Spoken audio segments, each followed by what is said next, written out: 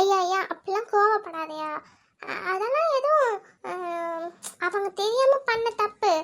அதுக்காகலாம் இப்பயும் அப்படியே இருப்பாங்கன்னு சொல்ல முடியாதுல்ல. அவங்களதான் என் வீடு தேடி வந்து பொண்ணு கொடுக்குறேன்னு சொல்றாங்க.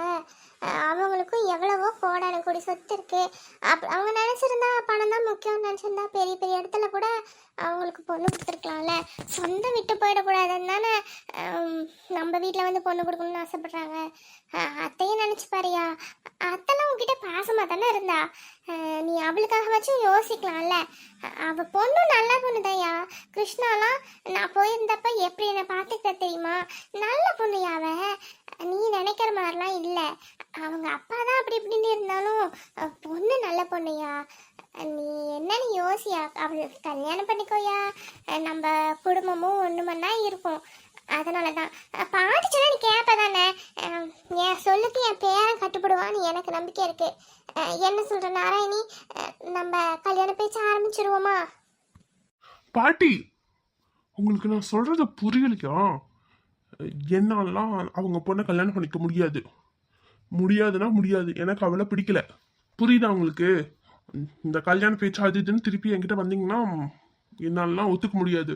உங்களுக்கு மேல நிறைய மரியாதை வச்சிருக்கேன் பாட்டி. நீங்க இந்த மாதிரி நடந்துக்காதீங்க ப்ளீஸ். என்னை கட்டாயப்படுத்தாதீங்க. ஐயா, நீ என் மேல மரியாதை வச்சிருக்கேன்னு எனக்கு நல்லா தெரியும். ஆனா எனக்காக நீ யோசிக்க மாட்டேங்கிறல்ல. ஏயா அவ்வளோதான். அப்ப நீ என் மேல வச்சிருக்க பாசம் இல்ல? ஐயோ பாட்டி, சொன்னா புரிஞ்சுக்கோங்க. என்னால அந்த பொண்ணை கல்யாணம் பண்ணிக்க முடியாது. ஏன்னா என் மனசுல வேற பொண்ணு இருக்கா. என்னக்கா சொல்ற சக்தி? யார் இது? லவ் பண்றியா? எங்க கிட்ட ஒரு வார்த்தை கூட சொல்லலையே. என்ன சக்தி நீ இப்படி சொல்ற திடீர்னு? என்னன்னு உனக்கு ஒன்றும் புரியலையே. ஆமாம்மா, நான் லவ் பண்றேன். என் மனசுல வேற ஒரு பொண்ணு இருக்கா. நான் நேரம் வரும்போது அந்த பொண்ணு யார் என்னன்னு உங்ககிட்ட சொல்றேன். இப்போதைக்கு என்னால் இவ்வளோதான் சொல்ல முடியும். வேற எதுவும் என்கிட்ட கேட்காதீங்க. நான் மேலே போய் ரெஸ்ட் எடுக்கிறேன். ஏ நாராயணி, அப்போ உனக்கு எல்லா விஷயமும் தெரியும் அப்படிதானே? உன் பையன் என்னடனா வேற பொண்ணு லவ் பண்றேன்னு சொல்லிட்டு போயிட்டு இருக்கான். நீயும் பார்த்துட்டு எனக்கு அந்த மாதிரி ஒரு விஷயம் தெரியவே தெரியாதுன்னு சொல்லி நடிக்கிற. என்ன நினைச்சிட்டு இருக்க நீ? அவன் லவ் பண்ற விஷயம் அப்போ உனக்கு தெரியாது. என் பொண்ணை இப்போ அவங்க மாப்பிள்ளை எல்லாரும் வந்து இப்போ குடும்பத்தோட பொண்ணு கொடுக்குறேன்னு சொல்லிட்டு போயிருக்காங்க. அப்படி இருக்கும்போது அவங்க கிட்ட போய் இந்த விஷயத்த நம்ம சொல்ல முடியுமா? சொல்லு. என்ன ஆல்ரெடி குடும்பத்துக்குள்ள அவ்வளோ பிரச்சனை இருக்கு. எப்படியாவது இந்த ரெண்டு குடும்பமும் கடைசி வரைக்கும் நான் ஒன்றா இருக்கணும்னு ஆசைப்பட்டு இந்த கல்யாணத்தை எப்படியாவது ஒரு பக்கம் நடத்தி வச்சிடணும்னு ஆசைப்பட்டா உன் பையன் நடனா இந்த மாதிரி சொல்லிட்டு போயிட்டு இருக்கான். என் கனவுல மண்ணெளி போட்டுட்டான். இப்ப நான் என்னன்னு போய் சொல்லுவேன் அவகிட்ட? இப்ப கிருஷ்ணா கிட்ட என்ன சொல்லுவேன்? அவளா நேரடியா வந்தா அந்த பொண்ணு மனசுலயும் ஆசையை வளர்த்திட்டேனே. சக்தியும் கல்யாணம் பண்ணிக்கோ, அவன் நல்லவன் அப்படி இப்படின்னு. இப்ப அவ என்ன பண்ணுவா? அவ எவ்வளவு கஷ்டப்படுவா? நான் என்ன பண்ண போறேன்? சொல்லு நாராயணி, சொல்லு. ஐயோ அத்தை, சத்தியமா எனக்கு இந்த விஷயம் தெரியாது. அவன் இப்பதான் என்கிட்டயே சொல்றான். எனக்கு இதுக்கு முன்னாடியே தெரிஞ்சிருந்தா நான் அன்னைக்கே உங்ககிட்ட சொல்லியிருப்பேன்ல. இந்த மாதிரி விஷயம் பேச்சு எடுக்கும் போதே நான் சொல்லியிருப்பேன். சத்தியமா சொல்றேன், அவன் இந்த மாதிரி பண்ணட்டுமான்னு நான் நினைச்சு கூட பார்க்கல. அன்னைக்கு கூட நீங்க அண்ணன் பொண்ணை நான் கல்யாணம் பண்ணிக்கன்னு கேட்கும்போது கூட இவன் சரின்னு தான் சொன்னான்.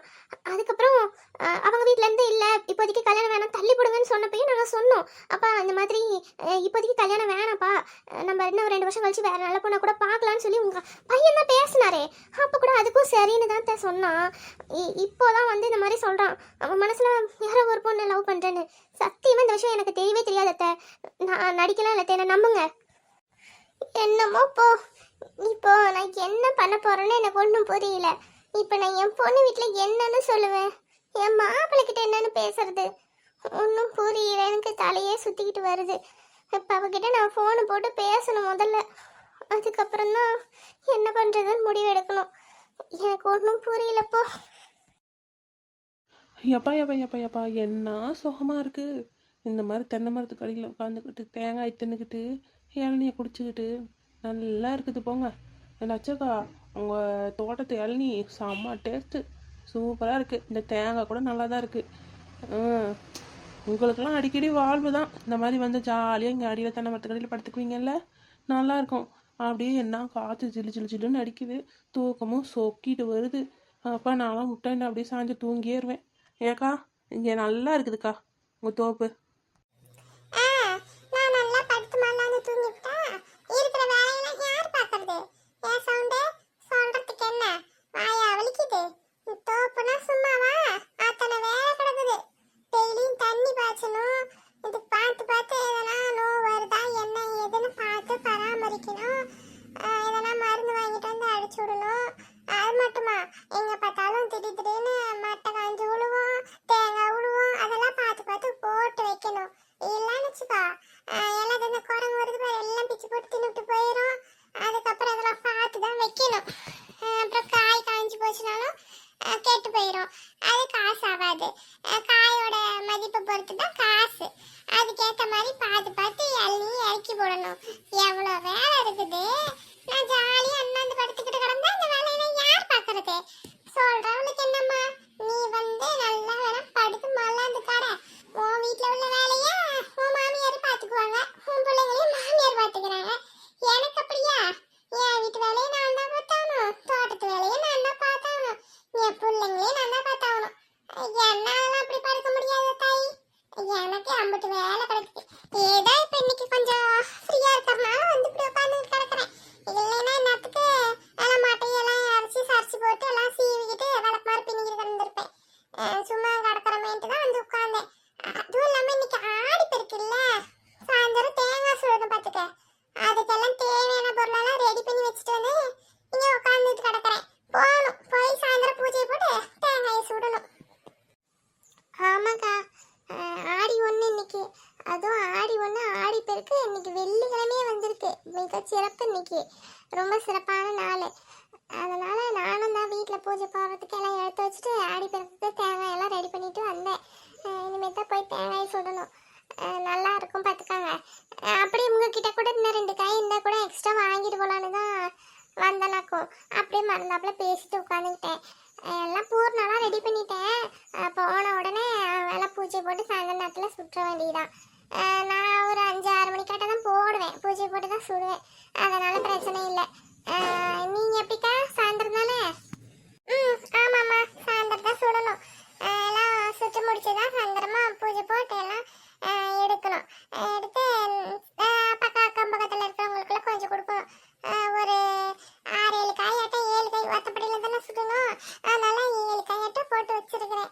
எல்லாம் பூர்ணம் போட்டு எல்லாம் ரெடி பண்ணி குச்சி நட்டு வச்சிருக்கிறேன். போய் தான் எல்லாம் சுட்டு எடுக்கணும். அந்த பிள்ளைங்க சாயந்தரம் வந்துருங்க. அவங்களும் வந்துச்சுங்கன்னா அவனும் வந்துடுவான், பெரியவனும் வந்துடுவான், மேரியும் வந்துட்டானா அவங்கள வச்சு சுற்ற வேண்டியதுதான். அதாம்மா. சரி சரிக்கா. எனக்கு தேங்காய் சுடுறதா அப்படின்னா என்னதுக்கா? அடியே பெரியாளே, உனக்கு தேங்காய் சுடுறதுன்னு என்னன்னு தெரியாதாக்கும். என்னத்த நீலாம் பொம்பளை கவனிக்கிறதே இல்லையாக்கும். இத்தனை வருஷத்துல உன் மாமியார் ஒரு வருஷம் கூட தேங்காய் சுட்டு காட்டினதில்ல. அதுக்கெல்லாம் அதுக்கு எங்க நேரம்? அது பாட்டுக்கு வந்தமா சாப்பிட்டமா படுத்தமா போனமான்னு இருக்குது. ஏதாவது ஒரு பண்டிகை கொண்டாடுறதுனா அதான் மாவக்காரி வீட்டுக்கு கிளம்பி கிளம்பி ஓடி போயிருது. எங்க இருந்து எங்க உட்கார போகுது? அதெல்லாம் எனக்கு அந்த அளவுக்கு தெரியாது. நான்லாம் பெருசா அதெல்லாம் கொண்டாடினதே கிடையாது. எங்க ஊர் சைட்லலாம் இந்த வழக்கமே இல்லக்கா. உங்க ஊர்ல தான் இதெல்லாம் கொண்டாடுறீங்க. என்னதுக்கா அப்படின்னா? அதுவாமா, அது ஒன்றும் இல்லை. நம்ம ஊர் இங்க சேலம், ஈரோடு இந்த சைடு இருக்கிறவங்க எல்லாம், திருச்சி, இந்த காவேரி ஆறு போகுது பத்தியா, அந்த ஊர் ஒட்டி இருக்கிறவங்க எல்லாம் டெல்டா மாவட்டத்துலலாம் என்ன பண்ணுவாங்கன்னா, இந்த மாதிரி தேங்காய் சுடுறது ஆடி 1ஆம் தேதி தேங்காய். ஏன்னா அன்னைக்கு வந்து நல்லா ஆடி மாதம் நல்லா காற்று வரும். மெயினாக வந்து நமக்கு தண்ணி வருது. காவேரி ஆற்றுல தண்ணி வரப்ப நல்லா இருக்கும் பார்த்துக்க. அதுக்கோசரம் அந்த தண்ணியை வந்து நம்ம பூஜை பண்ணுறதுக்கு, இந்த ஆடி மாதத்தை நம்ம சிறப்பிக்கிறதுக்காக தேங்காயை வந்து சுட்டு அதை சாமிக்கு படைச்சி நம்ம வந்து சாமி கும்பிடுவோம். அது இந்த ஊர் சைட்லலாம் ஒரு வழக்கம். என் மாமியார் எனக்கு சொல்லி கொடுத்துச்சு, நானும் பண்ணுறேன். தெரிஞ்சவங்க இதெல்லாம் நல்லாவே பண்ணுவாங்க. ஒரு சிலருக்கு தான் தெரியறது இல்லை. புதுசாக வராங்க பார்த்துக்க, வெளியூர்லேருந்து இங்கே கல்யாணம் பண்ணிட்டு வந்திருப்பாங்க. இந்த மாதிரி இந்த ஊர்ல வழக்கமா இருக்கிறவங்களுக்கு தெரியும். அந்த ஊர் சைடு எல்லாமே அதை கும்பிடுவோம். அதே மாதிரி ஆடி 18ன்னு சொல்லி ஆடி பெருக்கு நாளுனா என்னன்னா 18 அன்னைக்கு எல்லாம் போய் இந்த ஆத்தங்கரையில நல்லா குளிச்சு முங்கி எந்திரிச்சு ஆத்தங்கரையில சாமிகள் எல்லாம் கும்பிட்டு கருப்பண்ண சாமி ஐயனாருன்னு அது இதுன்னு நல்ல காவ தெய்வங்கள்லாம் இருக்கும். அது எல்லாத்துக்கும் படையலை போட்டு நல்லா கெடா வெட்டி கும்பிட்டு எல்லாம் ஊரெல்லாம் நல்லா செழிப்பா இருக்கணும். இந்த வருஷம் தண்ணி வந்த மாதிரி அடுத்த வருஷமும் வருஷம் தண்ணி நல்லா வரணும் அப்படின்னு வேண்டிட்டு வருவாங்க நல்லா கும்பிட்டுக்கிட்டு. அதான் ஆடி பெருக்கு 18ன்னுவாங்க. இந்த மாதிரி நம்ம ஊர் சைட்லாம் ஒரு சில பண்டிகைகள்லாம் வித்தியாசமா கொண்டாடுவாங்க. ஒவ்வொரு ஊர்ல ஒவ்வொரு மாதிரி. நம்ம ஊர்ல இந்த மாதிரி கொண்டாடுவாங்கம்மா. ஆமாக்கா. அது மட்டுமா நம்ம 18 நாளே எல்லாம் தாலி பெருக்கி கூட போட்டுக்குவாங்க. இங்கே ஊர் சைட்லலாம் என்ன பண்ணுவாங்கன்னா இந்த ஈரோட்டுக்காரன் சைட்லலாம் அங்கே பவானி கூடுதல் எல்லாம் அவ்வளோ கூட்டமாக இருக்கும். ஜேன்னு எல்லாம் தாலி பெருக்கி போட்டுக்குவாங்க. வந்து உட்காந்து ஆத்தங்கரையில் பூஜை பண்ணி தாலி பெருக்கி போடுறவங்க தாலி பெருக்கி போடுவாங்க. முன்னோர்களுக்கு சாமி கும்பிட்றவங்க சாமி கும்பிடுவாங்க. இந்த ஆடி மாதமே அவ்வளோ ஜேன்னு கொண்டாடுவாங்க இந்த டெல்டா மாவட்டத்தில் உள்ளவங்கலாம். அதுதான் நம்மளுக்கு ரொம்ப சிறப்பு. ஏன்னா அந்த ஆடி மாதத்துல தான் வந்து தண்ணி வரும். காவிரி தண்ணி இந்த டேமு மேட்டூர் டேமு திறந்து விடுவாங்க. பார்த்துக்க அந்த தண்ணி எல்லாம் வந்து நல்லா வயக்காடு எல்லாமே செழிக்கணும், ஊர் செழிக்கணும்னு சொல்லி சாமியை வேண்டி கும்பிட்டுக்கிறதுக்கு தான் இந்த ஆடி மாதத்தை மெயினாக இந்த ஆடி 1 ஆடி 18 எல்லாம் கொண்டாடுறது. புரியுதா? ஓ அப்படியாக்கா, சரிக்கா. இனிமே நானும் கொண்டாடுறேன். இந்த வருஷம் உங்களை நீங்க எப்படி பண்றீங்கன்னு பார்த்துட்டு அடுத்த வருஷத்துல நானும் கொண்டாடுறேன்னு. நானும் சாயந்தரம் வரேன் உங்க வீட்டுக்கு. ஒன்னா தேங்காய் சுடுவோம். வாமா. தேங்காய்லாம் நிறைய தான் கிடக்குது. சுடுறதுக்கு தான் ஆள் இல்லை. எல்லாம் சேர்ந்தாப்புல சுட்டு எல்லாம் உடச்சி ஒன்னா சாப்பிடுவோம். அதுவும் சின்ன பிள்ளையா இருக்கும் போதெல்லாம் ஒரு தெருவே கூடி நின்றுக்குவோம். கூடி நின்று ஒரே இடத்துல தீய கொளுத்தி அதே இடத்துல வந்து நல்லா சுட்டு எடுப்போம். தேங்காயை எல்லாம் சுட்டு எடுத்து வீட்டுக்கு வீடு இருக்கிற தேங்காயெல்லாம் பூர்ணெல்லாம் வேற மாதிரி வச்சுட்டு வந்திருப்பாங்க. ஒருத்தங்க பருப்பு வச்சிருப்பாங்க, ஒருத்தங்க அரிசி போட்டிருப்பாங்க, ஒருத்தங்க வெல்லம் தேங்காய் போட்டிருப்பாங்க. அந்த மாதிரி பூர்ணம் ஒவ்வொன்றும் ஒவ்வொரு இதெல்லாம் இருக்கும். ஒருத்தங்க எள்ளு கூட போட்டிருப்பாங்க. அந்த பூர்ணத்தெல்லாம் மாற்றி எல்லாம் வாங்கி சாப்பிட்டுக்கிட்டு உட்காந்து கிடப்போம். அது அந்த தேங்காய்லாம் அடுத்த நாள் வரைக்கும் கிடக்கும். உட்காந்துக்கிட்டு எல்லாம் வச்சு தின்னுவோம். அப்படிலாம் வச்சு சாப்பிட்டுக்கிட்டு கிடந்தோம். நல்லா இருக்கும். பார்த்துக்க வா, சாயந்தரமா நீயும் வா, எல்லாம் ஒன்றுமுன்னா சுடுவேன்னு. அதெல்லாம் நீங்கள் ஒன்றும் கவலைப்படாதீங்கக்கா. அதெல்லாம் சாப்பிட்றதுக்குலாம் நம்மக்கிட்ட ஆள் இருக்குது. நம்ம பெரிய ஆள் எல்லாத்தையும் ஒரே ஆளை தின்னுபிடுவேன். நீங்கள் ஒன்றும் கவலைப்படாதீங்க. என்ன நல்லா தின்னு கொடுப்பா. நானும் வேற கம்பெனிக்கு வரேன். உங்களுக்கு நானும் வந்து ஒன்று கொஞ்சம் எனக்கு ஒரு 1/2 தேங்காய் மட்டும் கொடுத்துருங்க, நான் சாப்பிட்டுக்குவேன். நிறுத்துவேன். நீ மட்டும் ஏதோ திங்காத விளையாட்டம் தான். ஓசியில திங்கிறதுக்கு அலைஞ்சிக்கிட்டு தீரா நம்மள சொல்லுவா. எல்லாத்தையும் நான் தின்னுவேன். நம்ம இவளே தின்னுட்டு போயிடுவா. என்னைய சொல்றா. மூடிக்கிட்டு கடை. அம்மா, நானும் வீட்டுக்கு போட்டுமா? நான் வீட்டுக்கு போயிட்டு ட்ரெஸ் எல்லாம் எடுத்து வைக்க சொன்னால, நான் போய் எடுத்து வைக்கிறேன்னா. டைம் ஆயிடுச்சு. ஆமா. சரி போ, நீ போய் ட்ரெஸ் எல்லாம் எடுத்து வை. ஊருக்கு கிளம்பணும்ல, போ. ஏமா எங்க போற பிள்ளை? எங்க ஊருக்கு கிளம்புறான்னு சொல்லிட்டு இருக்க? என்ன ஊருக்கா போறீங்க? ஆமாக்கா, இந்த மாதிரி அதான் நம்ம திவ்யா இருக்கால, அவளை போய் பார்த்துட்டு வரலான்னு தானேக்கா ஊருக்கு தான் கிளம்புறோம். அதுதான் உங்ககிட்ட சொல்லலான்னு வந்தேன். ஏதோ பேசிட்டு உட்காந்துக்கிட்ட பாருங்க. இப்படியே தான் மறந்து போயிடுது. ஊருக்கு தான்க்கா போகிறோம். நம்ம திவ்யாலையும் ரோஸ்லினையும் போய் பார்த்துட்டு வரலான்ட்டு தான். அவரு தான் திடீர்னு வந்தார் ஊர்லேருந்து. வந்த உடனே போய் பொண்ணை பார்க்கணுன்னு சொல்கிறாரு.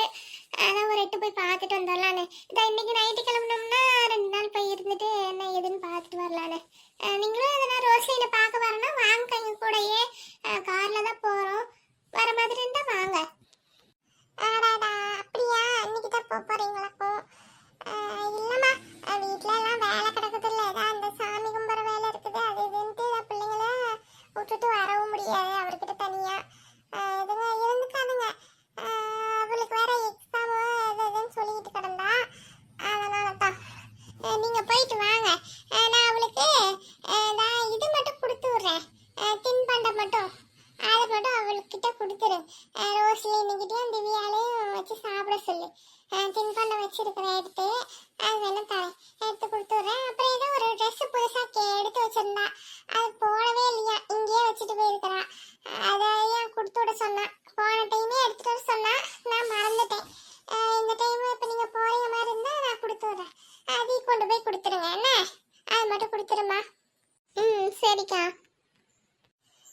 ஓ அப்போ ஊருக்கு போக போறீங்களாக்கும், மறுபடியும் போய் சென்னையை சுற்றி பார்த்து வர போறீங்களா? சரி சரி, போயிட்டு வாங்க போயிட்டு வாங்க. நம்ம போகாத இடமெல்லாம் போய் சுற்றி பார்த்துட்டு ஃபோட்டோ எடுத்துட்டு வாங்கக்கா. அப்புறம் எனக்கு அங்கேருந்து வரும்போது ஏதாவது வாங்கிட்டு வாங்க என்ன, என்னை மறந்துடாதீங்கக்கா. ஆமாம், இவளை மறந்துடாமல் இவளை ஞாபகம் வச்சு ஐயோ அம்மா தாயே இந்தாடி அப்படின்னு சொல்லி உனக்கு கிஃப்ட் வாங்கிட்டு வந்து கொடுக்குறாங்க. நீ என்ன அந்த அக்காக்கு லவ்வரா இல்லை புருஷனா? ஏதாவது வாங்கிட்டு வாங்கன்னு உரிமையோடு கேட்குறையாக்கும். ஆஹா நல்லாத்தான், சரிதான், அவரியா ரொம்ப தான். அடச்சி வாய் மூடு. லவ்வராவோ இல்லை புருஷனாவோ இருந்தால் தான் இதை நான் கேட்கணுமா என்ன? அப்படிலாம் இல்லை. தெரிஞ்சவங்க இப்போ வெளியூருக்கு போகிறாங்க, வெளிநாட்டுக்கெல்லாம் போயிட்டு வரும்போது நமக்கு வெளிநாட்டு சாக்லேட்டு வெளிநாட்டு பொம்மைன்னு வாங்கி கொடுக்கறது இல்லையா, அந்த மாதிரி தான் இதுவும். அந்த அக்கா எனக்கு நல்லாவே பழக்கம் தெரியும், அதனால நான் கேட்குறேன். உனக்கு என்ன வலிக்குது? உனக்கும் எதனா வேணா நீ கேட்டு வைங்க, என்னையும் வாங்கக்கூடாதுன்னு நீ எனக்கு சொல்கிற. வாய் மூடிட்டு கடடி. என்னவோ சொல்லி சமாளி. அக்கா அப்புறம் என்னையும் மறந்துடாதீங்க, எனக்கு ஏதாவது வாங்கிட்டு வாங்க என்ன. மொத்தத்துல 2 பேருக்கு எதனா வாங்கிட்டு வரணும் அதானே ராஜி? நான் சொல்றது கேளு, 2 பேத்துக்கு எதுவுமே வேண்டாராத. இவளுங்களுக்கெல்லாம் என்ன சொல்றது, எங்க எது கிடைக்கும்னு திரிகிறாளுங்க. என்னவா பொம்பளைகளோ, உங்க மாமியாருக்கு உங்களை திட்ட தப்பே இல்லம்மா.